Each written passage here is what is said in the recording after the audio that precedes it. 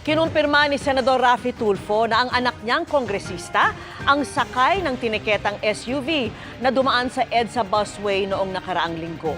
Bagaman hindi naka-8 plaka, may sticker ito ng official seal ng House of Representatives. Nakatutok si Mark Salazar. Nitong Huwebes, pinara ng Special and Intelligence Committee for Transportation o SAIC ang SUV na ito dahil bawal sa EDSA busway, pati ang kanyang kakonvoy na isa pang itim na SUV. Unang tinikita ng lead car na may sticker pa ng official seal ng House of Representatives. Ang rehistro ng sasakyan nakapangalan naman kay Quezon City 2nd District Representative Ralph Wendell Tulfo, anak ni Senador Raffy Tulfo.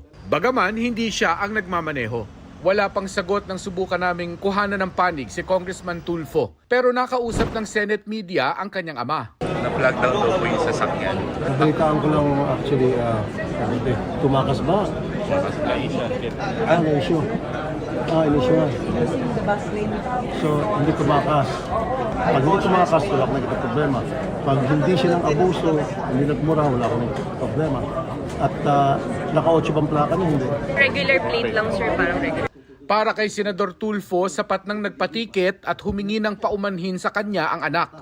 Hindi rin daw anak niya ang nag-abuso, kundi ang driver nito. Well, in-admit naman niya, yung may sinungaling at nag-apologize siya. So, parang itong problema doon. As long as hindi siya tumakas, hindi siya gumamit ng plaka, 8, which karapatan niya gumamit, pero hindi siya gumamit.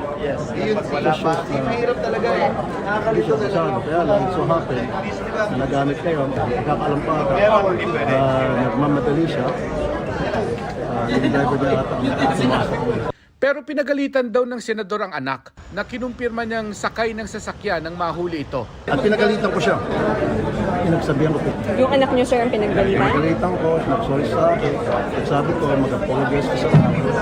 That's it. Sir, sino po yung kasama sa convoy aside from Siya. Sinusubukan pa namin kunin ang panig ng SAIC tungkol dito. Para sa GMA Integrated News, Mark Salazar, nakatutok 24 oras.